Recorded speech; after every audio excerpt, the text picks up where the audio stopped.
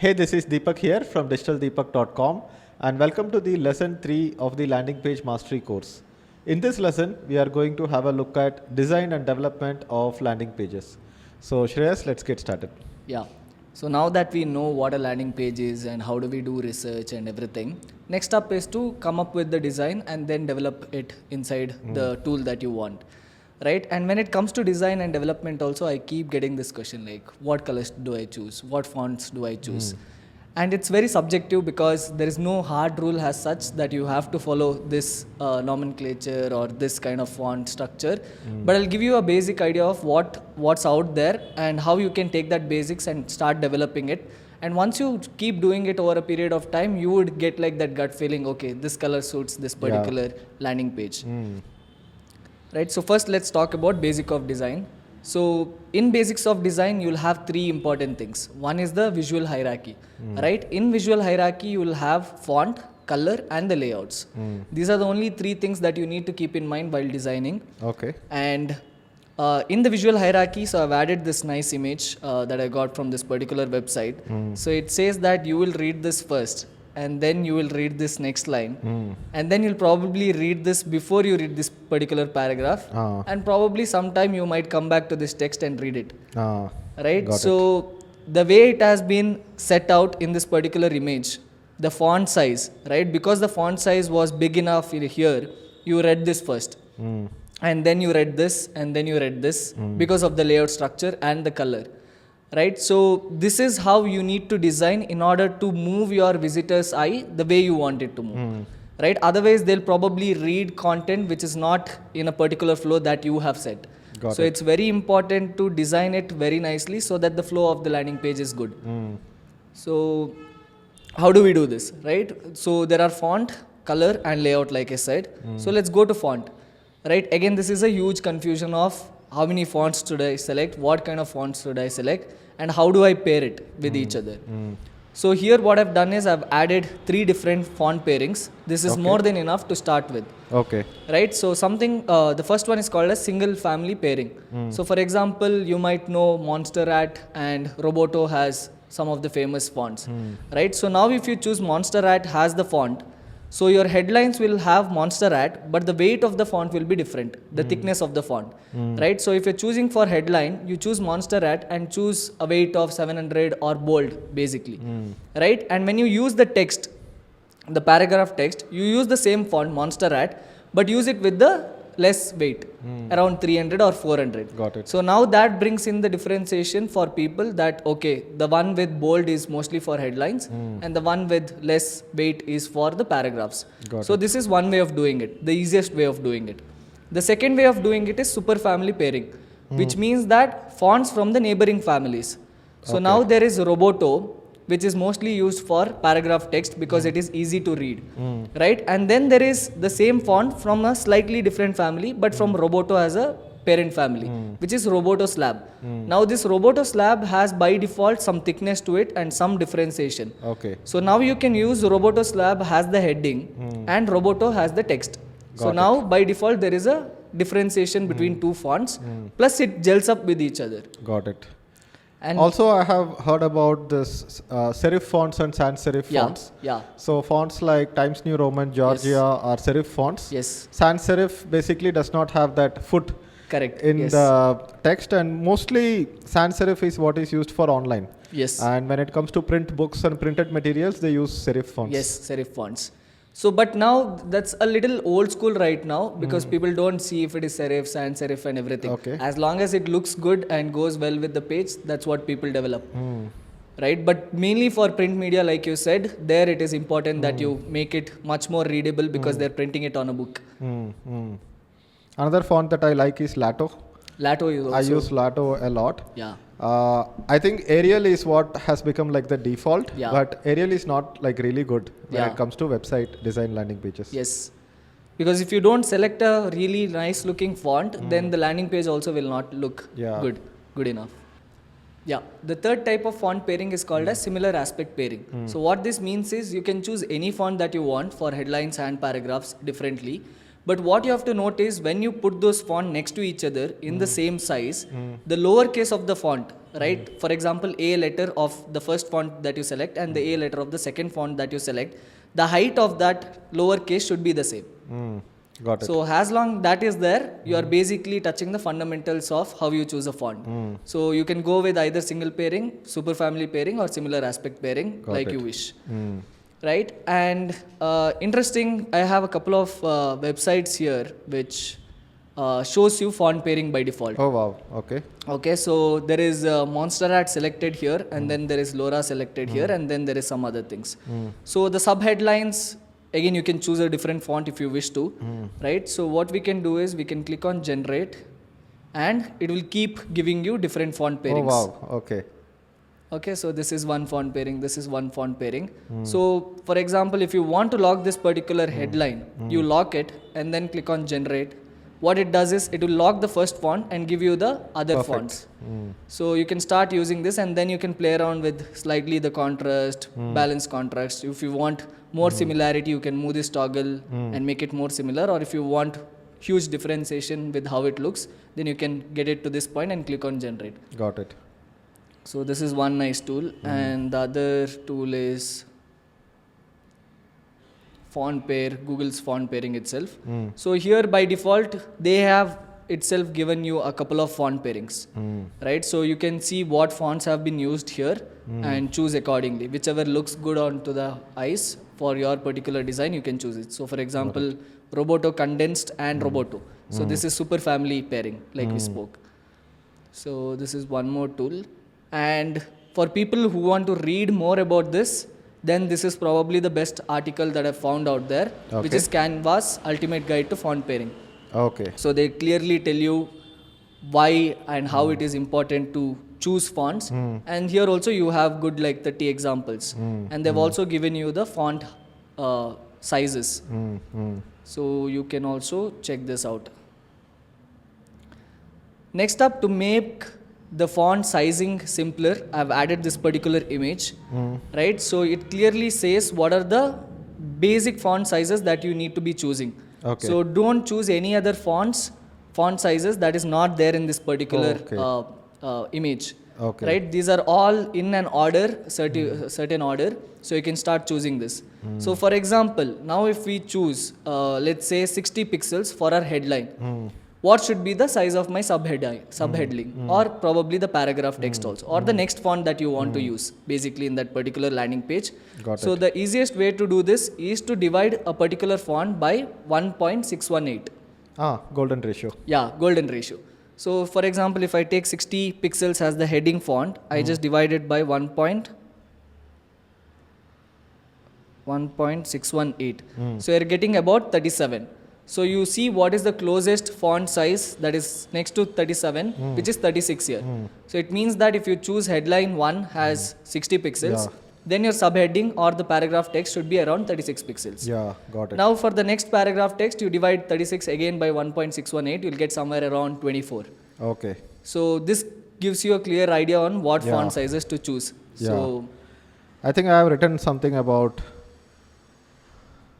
golden ratio typography long back on my blog. okay.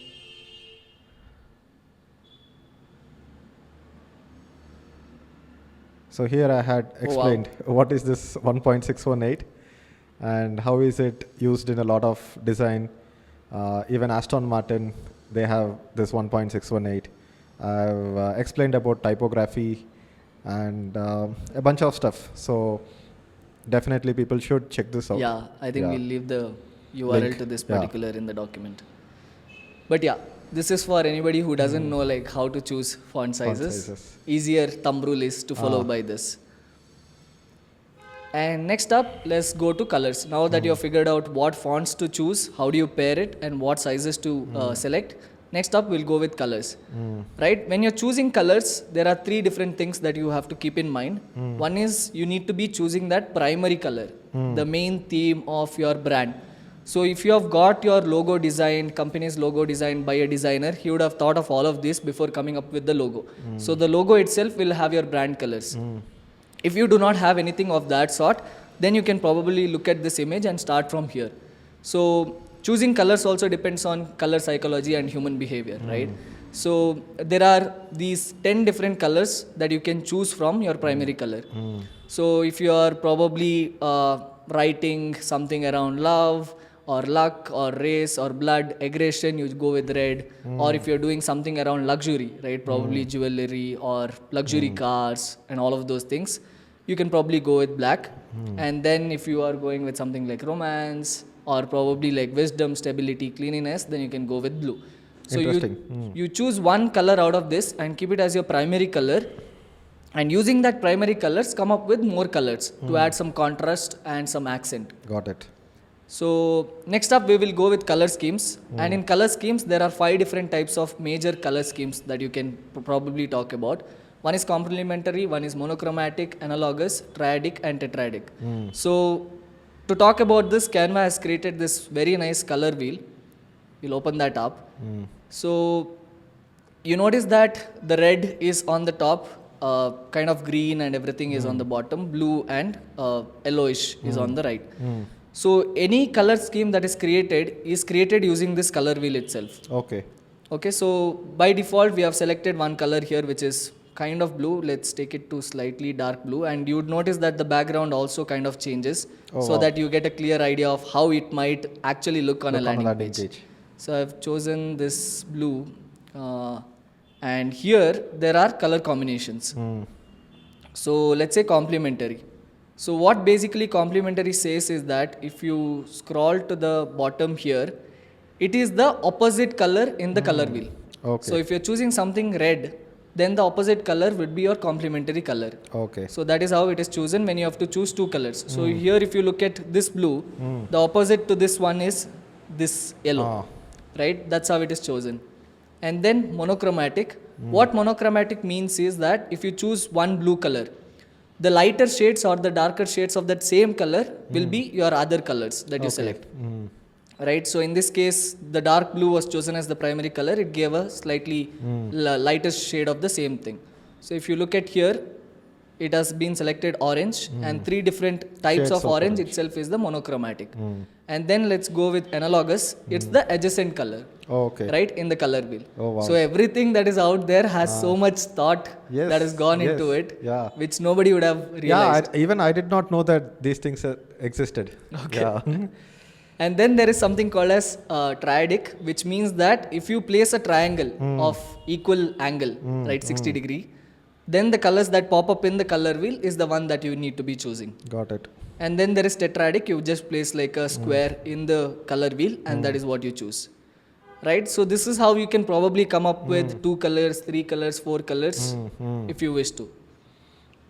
Canva has really put a lot of thought into this. Yes. Considering that the actual landing page color also changes, we can see what will actually look good on a landing page. Yeah. So that's one thing. Next up, so this might still be tricky for people to understand. So what I've done is I've added one more tool here on how you can choose the color palettes. Right, you have chosen the one primary color from the color theme that we spoke using color psychology. Now how do you get supporting colors? So you use this particular tool called as colors.co. Right, so here by default there are plenty of color palettes that has been already done for you. Right, so you can choose something out of this. Right, plenty of color schemes that has already been added here. And if you just hover around it, it will give you that hexa code which you can place in your landing page tool, and the same color will pop up. Got it. But if you want to generate, you can click on start the generator, and you see that 5 colors has been chosen. Now let's say I will click on this and hit space in my keyboard, and it will keep switching colors.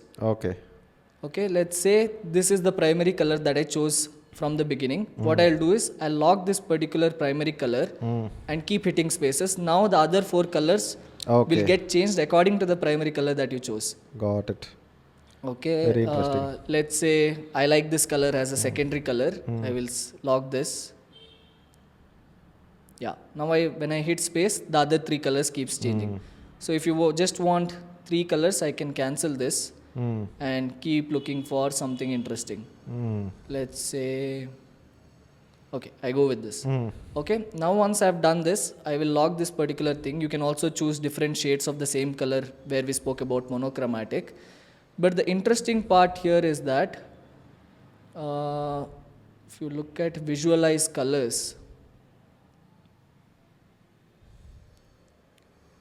okay, so it would have created certain designs and put all of these colors that you actually selected Wow. Okay. on how it might actually look Look on a landing on page a landing and page, design like brochures, business card. logos, vectors. Even if you are not a dashboards. designer, I think this is just fun to play around with. Yeah, this is absolutely fun. Like, so this is an interesting Yeah. way to see Let me if try one more. yeah, go for Let's it. unlock this and put some other color.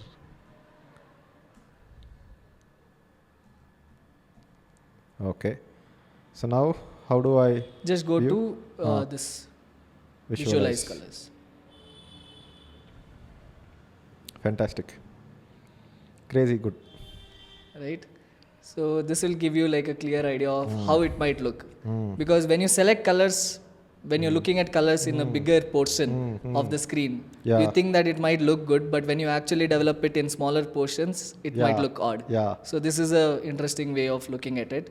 And then if you have like the pro version, you can choose some contrast and This- adjust the This palette. lesson alone feels like design mastery or color mastery. Totally. So because I keep getting these questions Yeah. day in and day out. Ah, So I thought, okay, let me put like one thumb rule out there so that people can figure it out, at least when they're starting it out. got it. So now that we have fonts and colors in place, the next step is to have layouts, right? What are the important things that goes in layouts?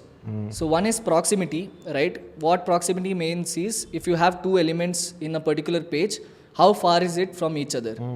And the reason why this is important is because usually to a human behavior, if you place two elements next to each other, it means that they're from the same group or they're highly related to each other. Got it. And when you space slightly the third element far from each other, then they will think that okay, this is the next Separate section thing. or it's a separate thing. So which is why it's important. So organizing content into digestible groups is important so that it creates that visual connection of what needs to be read together and what needs to be treated separately. Right, and then white spaces. A lot of people don't realize the importance of white space. By meaning white space does not mean you put like white space literally. It means that negative spacing, Got it. right? An empty space in that particular landing page. Because when you put a lot of elements next to each other crumbled, right? Like you don't feel like reading it. The readability part goes away, and it feels like both of these elements do not have like space to breathe. Yeah. Right, so which is why it is very important that you keep putting negative spaces in between so that the content looks a little more breathable. So it reduces clutter, increases readability, creates a balanced, harmonious layout. And then the next important step is breaking monotony. This is also one of the biggest problems that designers, like early stage designers, do. They'll keep replicating the same design into multiple sections.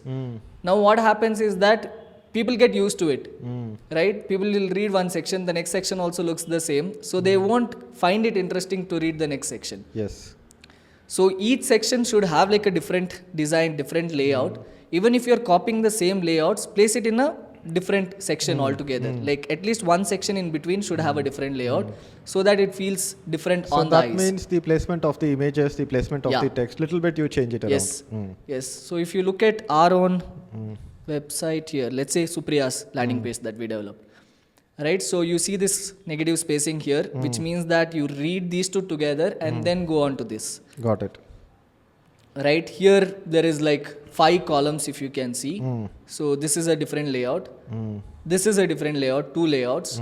But you notice that in the next section, I have shifted the image to the left hand side. So if I had replicated the same one down here and put the same image, this section might not have been interesting to Yeah. read. Got it. So the next section here is altogether different. And then we copied the same section here. Right? There was breaking of monotony here, which is why it becomes slightly easier on the eyes to read. So that's that. And then consistency, obviously. If you are a brand and if you're taking branding very seriously, then you make sure that you use the same colors over and over again in different designs, different sections, right? Your landing page will have the same colors. Probably your logo also has the same color theme, by what I mean. And then your graphics that you create on social media also will have the same thing. Got it. So even if you're scrolling mindlessly, if you look at that particular image, you'll relate which particular person or brand actually posted that. Yes. If you see that orange color, you always relate to Swiggy. If you see the red, probably Zomato. Or Coca-Cola and stuff. Got it. Right? So again, pro tip here is to start with the 3x3 rule. Okay. Right? So you choose 3 fonts, you choose 3 colors. Now you have 9 different combinations to play around. Yes. So Anything more than that becomes too complex. Yes, that should be more than enough for the design perspective of how you can build the landing page. Now let's move on to the basics of development. Let's do that in part 2. Okay. Where did we leave? So guys, that's it when it comes to design, fonts and colors. In the next part of this video, in the lesson 4, we will go deep into the basics of development. Thank you.